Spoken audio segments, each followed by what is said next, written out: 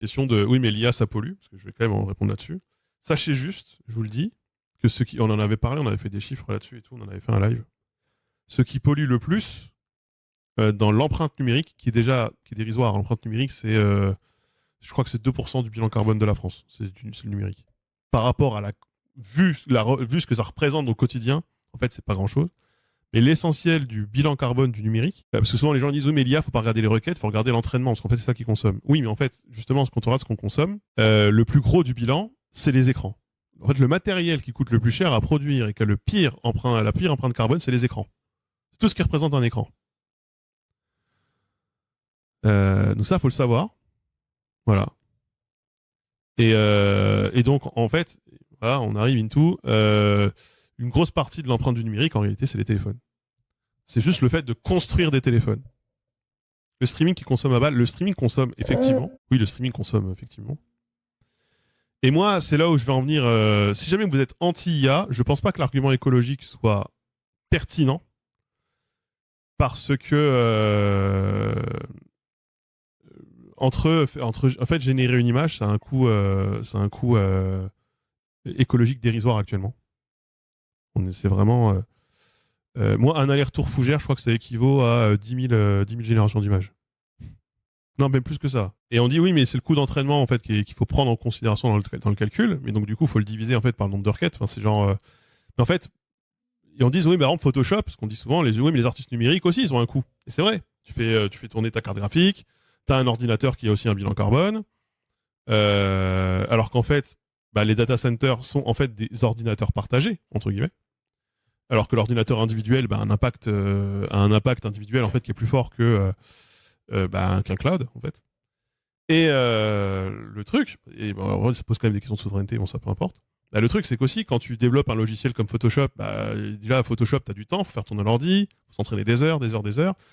Et même si jamais tu mets 5 heures à faire une très belle image sur Photoshop toi-même, il y a toutes les centaines et les milliers d'heures où tu t'es entraîné et il y a tous les gens qui ont codé le logiciel, qui ont fait les bêta, qui ont fait les tests, etc. Donc en fait, on rentre un peu dans un cercle de si jamais, et moi c'est là où je veux en venir, c'est qu'en fait, si on commence à juste trier nos utilisations, notamment là pour l'artistique, parce que j'ai vu que ça parlait beaucoup des affiches, notamment récemment, parce que là, il y a vraiment, vraiment, vraiment beaucoup d'affiches IA maintenant. Si en fait, on trie les bonnes et les mauvaises utilisations d'un outil sur le coût carbone, en fait, on va se retrouver à rapidement se poser la question, que l'extrême droite s'est posée à beaucoup d'endroits, de, en fait, est-ce qu'on supprimerait pas des pans de la culture entière parce qu'en fait, ça consomme alors qu'on n'a pas besoin de la culture?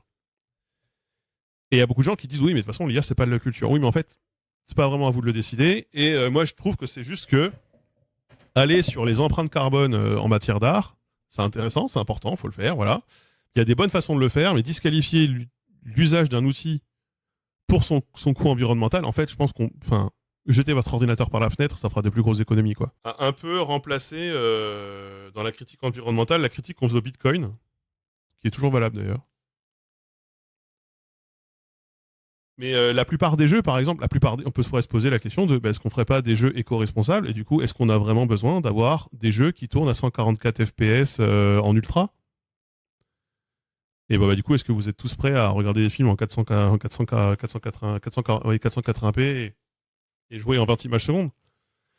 Ah voilà, enfin bon, juste. Et en fait, encore une fois, ça c'est quand tu restes un peu dans l'environnement, parce que quand tu déplaces et quand tu mets en perspective c'est quoi le coût du numérique par rapport à plein d'activités du quotidien, ne serait-ce que juste faire cuire un poulet, je suis désolé de vous apprendre que faire cuire un poulet au four, chez vous, ça consomme bien, bien, bien plus d'énergie et c'est un bilan carbone bien plus terrifiant que de juste, que des semaines d'utilisation d'ordinateur. Selon ce que vous faites sur l'ordinateur.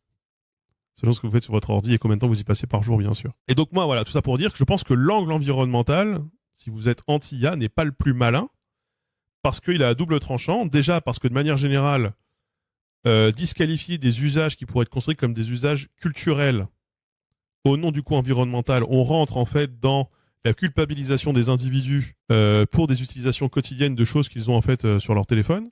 C'est un argument de curseur, c'est-à-dire pourquoi l'IA interdit, mais pourquoi est-ce qu'on n'interdirait pas les téléphones, pourquoi est-ce qu'on n'interdirait pas TikTok, pourquoi est-ce qu'on n'interdirait pas Netflix, qui sont aussi consommateurs de bande passante et d'espace de stockage. Vous vous rendez pas compte de à quel point la vidéo en ligne représente en termes de stockage. Genre YouTube en termes de stockage, c'est massif, c'est énorme. Et puis de manière générale, tout Google. Hein. Je sais pas c'est combien de milliards d'octets qui sont stockés, quoi. Et aussi parce que l'argument de combien ça coûte à la société, c'est l'un des arguments de l'extrême droite pour en fait mener aussi leur lutte contre la culture. Parce qu'au fond, si on se pose vraiment la question, est-ce qu'on a vraiment besoin de festivals en France ? Est-ce qu'on a vraiment besoin de livres pour réfléchir ? Bah non, ça utilise du papier.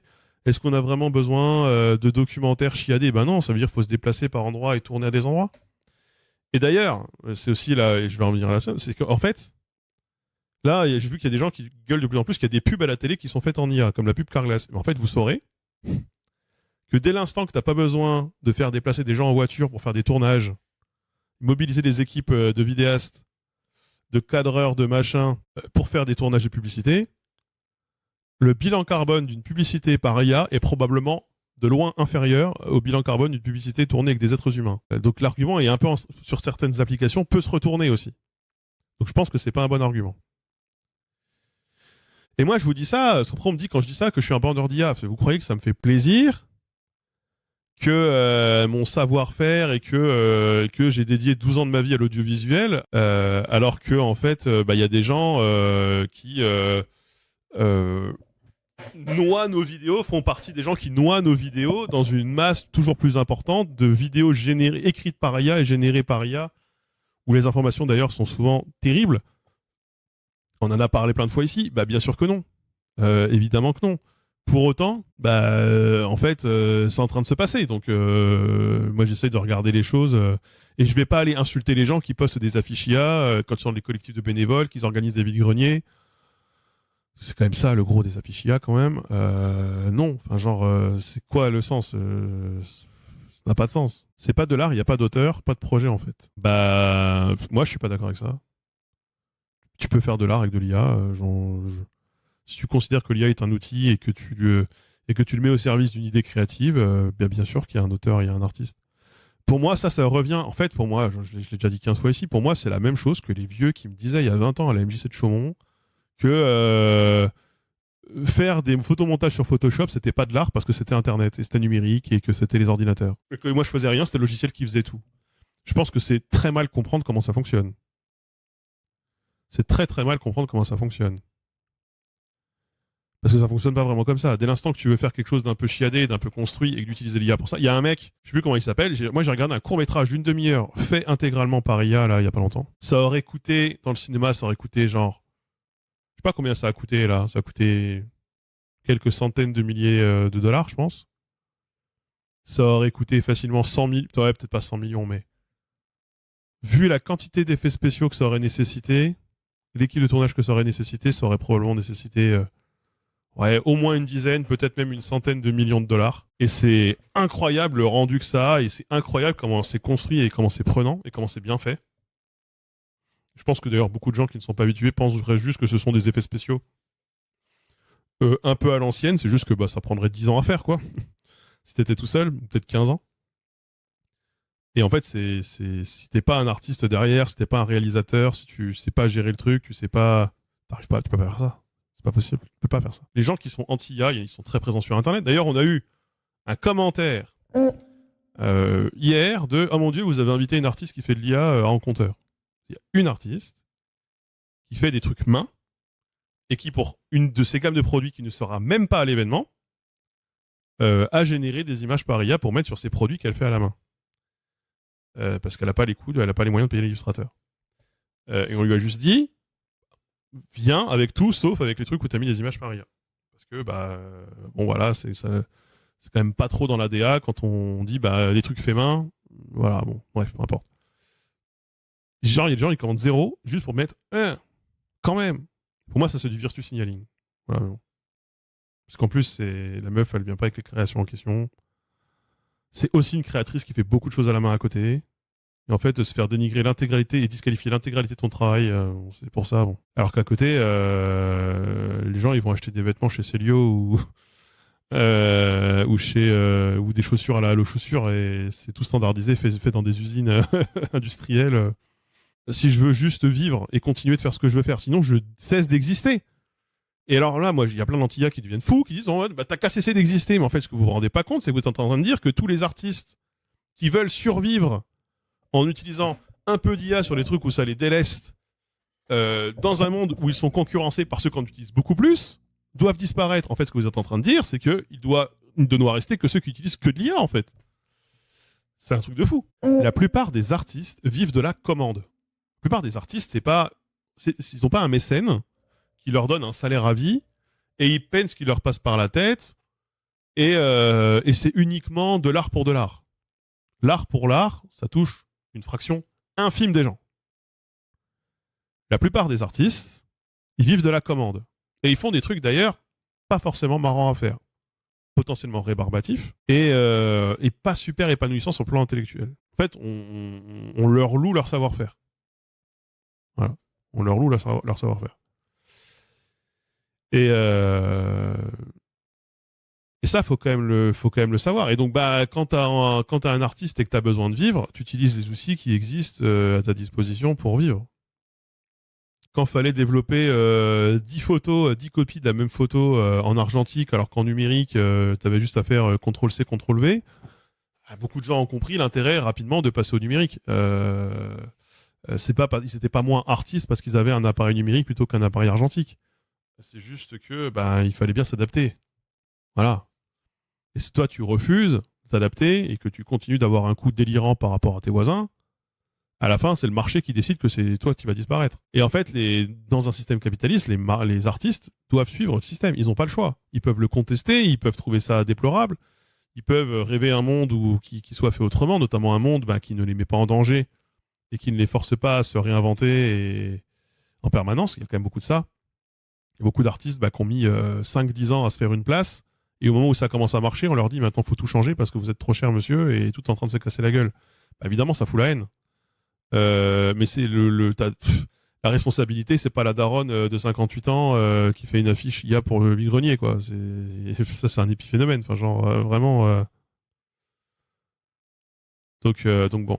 Donc ouais, on en a partout. Le pire argument pour moi sur l'IA, c'est l'argument de la propriété intellectuelle. Il peut être entendable par beaucoup de gens. Il se trouve que tous les web créateurs ont commencé en volant. Voilà, en volant des images, en volant des vidéos. À l'époque, on faisait des vidéos. Enfin, à l'époque, moi, j'étais pas encore là, mais genre vers 2012, 2011, 2012, ça faisait des vidéos sur YouTube, peut-être même 2013 plutôt, pour s'opposer aux lois de copyright. Parce que le Content ID, et on gueule toujours sur le Content ID quand on fait de la création sur Internet. Et là, maintenant, on se transforme en défenseur absolu de la propriété intellectuelle, des grandes œuvres, des majors, etc. Enfin, genre. Donc, je sais pas. Moi, je trouve pareil, c'est un axe. Bon, en l'occurrence, si tous les artistes avaient un salaire à vie et qu'il n'y avait plus besoin de propriété intellectuelle pour vivre, il y a deux types de propriété intellectuelle en France, mais en tout cas, il n'y a plus besoin de droit d'auteur pour vivre. Est-ce que ça réglerait la question? Pas tellement. Voilà. Ouais, et en plus, quand même, je vous le dis, mais ça semble pour beaucoup de plus en plus comme du mépris de classe quand on voit que beaucoup de gens qui utilisent et qui font des affiches IA, c'est vraiment, ouais, j'en vois plein. Moi, je suis plein de pages sur Facebook, des pages de jardinage. Juste sur Fougères et moi, qui est le groupe local des Fougerets. Là, il y a un festival à Fougères qui se fait ce week-end là. L'affiche, elle est faite par IA. Elle est placardée dans toute la ville. C'est fait par une asso. Bon, la moitié d'ailleurs de ce qu'on peut voir à l'Office du Tourisme, parce que du coup on y était déposé notre affiche qui nous était faite par copains du web. C'est des affiches en IA. Bon bah oui voilà, beaucoup fait souvent par des équipes bénévoles, des gens qui n'ont pas trop de thunes, qui n'ont pas les codes, ou encore une fois qui pensent que en fait c'est des designs qu'il faut avoir parce que c'est les designs les plus beaux et les plus tendances du moment. Donc en fait ça représente pour eux une forme de tendance. Quand après t'as un mec de 25 ans que tu connais pas. ou de 30 ans plutôt, qui vient t'insulter parce que tu voles le travail des artistes, que t'aurais de toute façon pas été voir un artiste parce qu'en réalité, tu n'avais de toute façon pas déjà les moyens. Il y a pas mal de moments où ça peut ressembler aussi à du mépris de classe et à de l'attaque un peu sociale et de la critique sociale. Et en fait, c'est là où on passe de, en fait, est-ce que vous critiquez un modèle? Est-ce que vous critiquez des entreprises qui auraient largement les moyens de faire appel à des artistes et qui s'en privent parce que ça leur fait faire des économies? Ou est-ce que vous voulez juste vous sentir moralement supérieur et rabaisser une daronne de 55 ans qui a pas le temps, je sais pas moi, qui est secrétaire de mairie ou alors qui bosse, qui est infirmière libérale ou qui bosse je sais pas trop quoi dans le tertiaire et qui le week-end, bah voilà, elle emmène son fils au foot et pour le foot, elle a fait faire l'image par ChatGPT pour le match, pour le prochain match et qu'elle a partagé sur Facebook. C'est quand même pas la même chose, quoi. Pour les plus grands détracteurs de l'IA, bah, ils ont tout intérêt à être au courant de la technologie et comment on l'utilise pour justement mieux la combattre. Absolument, absolument. Après, on revient sur un truc que moi je vous disais à l'époque déjà. Quand la gauche elle avait cette supériorité morale de dire la vraie gauche c'est la gauche du prolétariat, c'est la gauche des entreprises, la lutte elle se fait en vrai, elle se fait pas sur Internet, alors que toute l'extrême droite est partie à fond investir Internet, le travail a été dur à rattraper quoi. Et on l'a rattrapé ce travail. Et puis Internet est devenu super important dans la lutte en 2017. Jean-Luc Mélenchon a créé sa chaîne YouTube. Puis Antoine Léaumont qui était un petit jeune qui disait il faut être sur Internet. Mais vous allez voir que peut-être qu'en 2027, on aura Jean-Luc Mélenchon dans du skibidi tentafruit, hein, en fait. Moi, ça me surprendrait pas de fou, hein. Enfin, du skibidi-like, quoi.